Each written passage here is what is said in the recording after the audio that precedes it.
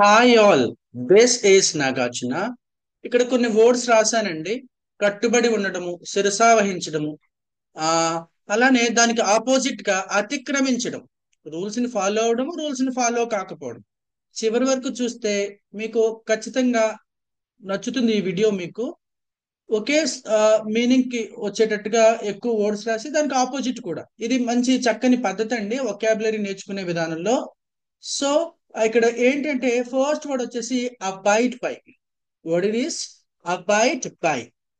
Abided by, abided by, past form and past participle and V2 V3. ఇక్కడ చూసినట్టయితే pronunciation లో చూస్తే కనుక ఆ పలకాలండి. ఎప్పుడైనా అబైడ్, అకౌంట్, అమౌంట్ ఇలా కాదు. Account, amount, abide, according to, ఇలా ఆ చెప్పాలి. అవేర్నెస్, అబౌట్, అగెయిన్ ఇలా అనకూడదు. Again, apart from, aside from, abide by, yeah కాదండి, ఆ చెప్పాలి. Account, amount, again, apart from, aside from, abide by ఇలా చెప్పాలి, అలా చెప్పాలి.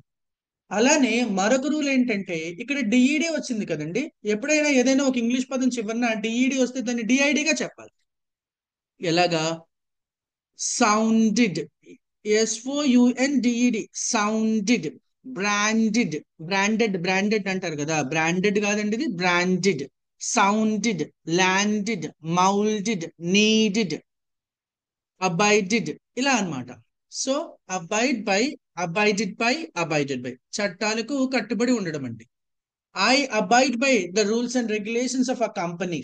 Everyone should abide by the rules and regulations of the company. ప్రతి ఒక్కళ్ళు కూడా కంపెనీ యొక్క రూల్స్ అండ్ రెగ్యులేషన్స్ కి కట్టుబడి ఉండాలి అని చెప్పడం అనమాట. అబై, యాక్చువల్ గా ఒబే, ఒబే అంటారు. ఆ పలకాలి ఇది కూడా. అబై, అబైడ్, అబైడ్, అబై, అబైడ్, అబైడ్. శిరసావహించు ఏంటి? కమాండ్స్ కానీ ఆర్డర్స్ కానీ, ఏంటండి, కమాండ్స్ కానీ ఆర్డర్స్ కానీ శిరసావహిస్తే అబై అంటారు. Obey, obeyed, obeyed, to do what you are told or expected to do. ఓకేనండి. He had always obeyed his parents without question. ఎలాంటి ప్రశ్న వేయకుండా అతను ఎప్పుడు కూడా తన తల్లిదండ్రులను శిరసావహించాడు, ఆజ్ఞలను శిరసావహించాడు. That is called as obey. Next అండి, follow. FOLLOW. Follow, followed, followed, follow, followed, followed. వెంబడించడం అండి. కూడా నడిచి కానీ పరిగెట్టు కానీ ఇలా కూడా రావడాన్ని ఫాలో అంటారు. మరొక రకంగా చెప్పాలంటే ఫేస్బుక్ లో ఫాలో కావడం, అలానే ఇన్స్టాగ్రామ్ ఏదైనా కావచ్చు. అలానే ఎవరైనా ఆ చేస్తున్నప్పుడు వాళ్ళని ఆ ఫాలో కావడాన్ని అంటే వెంబడించడాన్ని ఫాలో అంటారండి. నేను ఎప్పుడు అతన్ని ఫాలో అవుతూ ఉంటాను, అంటే కూడా వెళ్ళటం అని కాదు. అతను ఏం చెప్పినా సరే వింటాడు. అతను కొత్తగా సాంగ్ రిలీజ్ చేస్తే వింటాడు, ఏదైనా మాట్లాడితే వింటాడు. ఫాలో అవడం అంటే అలా కూడా ఫాలో అని చెప్పేసి చెప్పొచ్చండి. Right. Follow me please, I show you the way. నాకు కూడా నన్ను వెంబడించండి, నేను మీకు దారి చూపిస్తాను అని చెప్తున్నాను. He followed her in to the house. అతను తను కూడా నడుచుకుంటూ నడుచుకుంటూ వెళ్ళి వాళ్ళ ఇంటి దాకా వెళ్ళిపోయాడు. That is called he followed her in to the house. Follow, followed, followed. అలానే శిరసా వహించు. ఏవైనా ఆర్డర్స్ కానీ రూల్స్ కానీ లా కానీ కమాండ్ కానీ ఎవరైనా చెప్పిన మాటలు చెప్పినట్టుగా తూచా తప్పకుండా పాటిస్తూ చేస్తే కనుక ఫాలో అంటారు. My students always follow my orders. నా స్టూడెంట్స్ ఎప్పుడు నా ఆర్డర్స్ ని ఫాలో చేస్తారు, శిరసా వహిస్తారు అని చెప్తున్నాను. ఇకపోతే స్టోక్ అండి. STALK.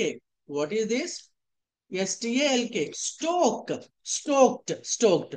మీకు ఒక చక్కని రూల్ ఒకటి చెప్తాను. ఇక్కడ ఎల్ సైలెంట్ అండి.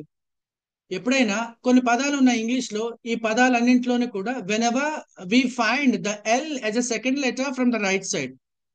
ఇంగ్లీష్ లో కొన్ని పదాల్లో ఎల్ వచ్చిందండి. ఎలాగా? రైట్ సైడ్ నుంచి రెండో లెటర్ గా ఉంటుంది. అలా ఎప్పుడు వచ్చినా సరే ఎల్ సైలెంట్ లెటర్ అవుతుంది. WOULD, would. COULD, could. TALK, talk. WALK, walk. STALK, stalk. ఇలా whenever you find the letter L as a second letter from right side of any English word, the L must be silent letter. Folk, FOLK, folk. TALK, talk. COULD, could, would. ఇలాగా. So stroke. అలానే ఇంకొక rule ఏంటంటే కాతో end అయింది అనుకోండి, ఏదైనా ఒక regular verb కా శబ్దంతో ఎండ్ అయితే స్టోక్, లైక్, లీక్, ప్యాక్ ఇలా చివరిన కా వస్తే గనక తర్వాత వచ్చే ఈడీని టాలా చెప్పాలి. అర్థం కాలేదు సార్, చెప్తాను చూడండి. సిఓఓకే కుక్, సిఓఓకే ఈడి కుక్డ్, కుక్కుడు అనకూడదు, cooked.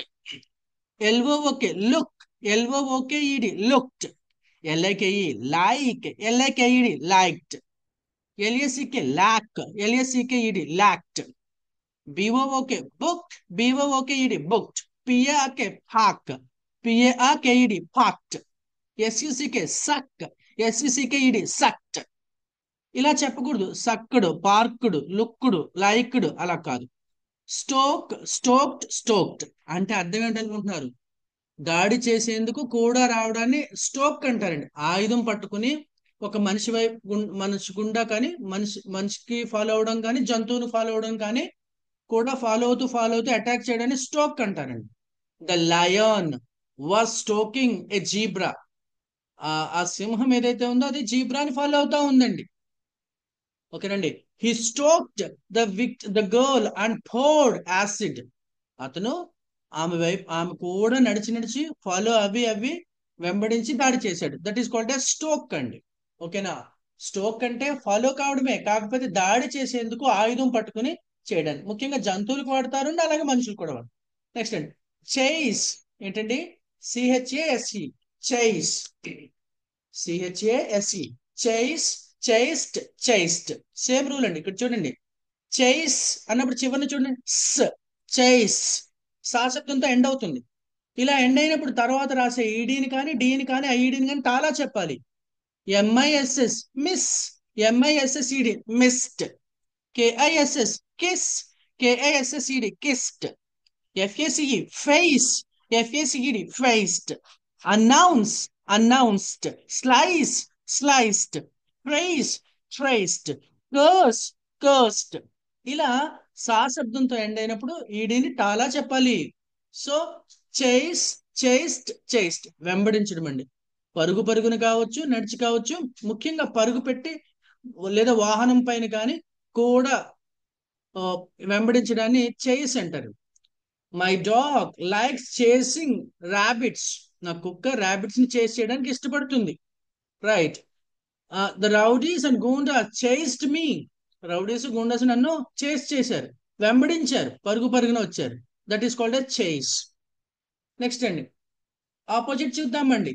ఒబై, abide by, follow, stroke ఇలా చెప్పుకున్నాం. ఇప్పుడు దానికి ఆపోజిట్ డిసబై.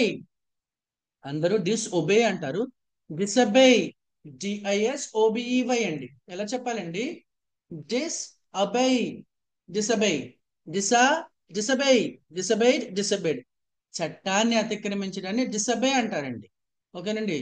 డిసబై ముఖ్యంగా ట్రాఫిక్ రూల్స్ కానీ, చట్టాన్ని కానీ, ఒక ఆర్డర్ కానీ, ఒక లాన్ కానీ వ్యతిరేకించడాన్ని he was punished for disobeying orders of his boss. ఓకేనండి. తన బాస్ యొక్క ఆర్డర్స్ ని పనిష్ చేసినందుకు, డిసబై చేసినందుకు అతను పనిష్ చేయబడ్డాడు, శిక్షించబడ్డాడు. He was sacked, he was fired for disobeying the rules of the company. Company యొక్క నియమ నిబంధనలు పాటించకపోవడం వల్ల అతను ఉద్యోగం నుంచి తీసివేయబడ్డాడు. That is called as disobey. Next అండి ట్రాన్స్గ్రెస్. ఏంటండి? ట్రాన్స్గ్రెస్. V2 V3 ఎలా చదవాలి? ట్రాన్స్గ్రెస్డ్, ట్రాన్స్గ్రెస్, ట్రాన్స్గ్రెస్డ్, ట్రాన్స్గ్రెస్డ్. ఏంటండి? ఇది కూడా అంతే. చట్టాన్ని, ఆజ్ఞలను అతిక్రమించడాన్ని ట్రాన్స్గ్రెస్ అంటారండి. బియాండ్ లిమిట్స్ పోయి మాట్లాడడం కానీ, ఏదైనా చేయడం కానీ ట్రాన్స్గ్రెస్ అంటారు. They had transgressed the bounds of decency. డీసెన్సీని మించి మాట్లాడారండి వాళ్ళు. దాని అర్థం అది ట్రాన్స్గ్రెస్ అంటే. Next last but not least, చివరిది కూడా చాలా ఇంపార్టెంట్ చూడండి. Trespass, TRESPASS, trespass. యాక్చువల్గా ట్రెస్పస్, ట్రెస్పస్డ్, ట్రెస్పస్డ్ అంటే ఏంటనుకుంటున్నారు? అతిక్రమించి ప్రవేశించడం అండి. ఓకేనండి. మనకి చూడొచ్చు సైట్స్ అవి ఉంటాయి. ట్రెస్పాసర్స్ విల్ బి ఫనిష్డ్ అని చెప్పేసి చెప్తారు. This land belongs to so and so person, trespassers will be punished అని చెప్తారు. ఈ ల్యాండ్ సో అండ్ సో వ్యక్తులకు చెందిందండి, దీన్ని అతిక్రమించి లోపలికి వస్తే పనిష్ చేయబడతారు అని రాస్తారు కదా. ఇలా ఒక దేశాన్ని కానీ, ఒక బిల్డింగ్ ని కానీ, ఒక ల్యాండ్ ని కానీ ఇల్లీగల్ గా ఎంటర్ అవి అతిక్రమించడాన్ని, చట్టాన్ని అతిక్రమించి ఎంటర్ అవడాన్ని ట్రెస్పస్ అంటారండి. ఓకేనండి. LADS he told me I was trespassing on a private land. Next lots of citizens trespasses through Bangladesh into India. చాలా మంది సాధారణంగా బంగ్లాదేశ్ నుంచి ఇండియాలోనికి చట్ట వ్యతిరేకంగా ప్రవేశిస్తూ ఉంటారు. ఇలా చట్ట వ్యతిరేకంగా ప్రవేశించడాన్ని ట్రెస్పాస్ అంటారండి. ఓకేనా. మనం ఏం నేర్చుకున్నామంటే ఇవాళ చట్టాన్ని అతిక్రమించడము, చట్టాన్ని ఫాలో అవ్వడం. ఫాలో అయితే అబైడ్ బై, అబై, ఫాలో ఇలా చెప్తాము. స్టోక్, చేజ్ కానీ అవి కూడా వెంబడించడము. దానికి opposite disobey, transgress, trespass. Thank you so much watching my video. ఇలా మామూలుగా వర్డ్స్ ని వాటికి ఆపోజిట్ వర్డ్స్ ఇలా చక్కగా నేర్చుకోవచ్చు. అలానే ఈ ఎండింగ్ రూల్స్ కానీ స్టార్టింగ్ రూల్స్ కానీ ఎలా పలకాలి వర్డ్ అనేది ఇంగ్లీష్ లో మన స్లాంగ్ యాక్సెంట్ ని మనం ఇంప్రూవ్ చేసుకోవడానికి ఇలాంటి చిన్న చిన్ని నియమాలు పాటిస్తూ మన స్లాంగ్ ని చాలా చక్కగా మార్చుకోవచ్చండి. ఇలానే చిన్న చిన్న రూల్స్ చాలానే ఉన్నాయి. అవన్నీ మెల్లమెల్లగా నేర్చుకున్నట్లయితే మన మదర్ టంగ్ ఇన్ఫ్లుయెన్స్ ఏదైతే ఉందో అది తప్పకుండా పోతుందన్నమాట. మనం నేటివ్ ఇంగ్లీష్ స్పీకర్స్ లాగా మాట్లాడడానికి అవకాశం ఉంటుంది. Thank you so much. If you like my content, please subscribe my channel. Please give your comment also. Thank you so much.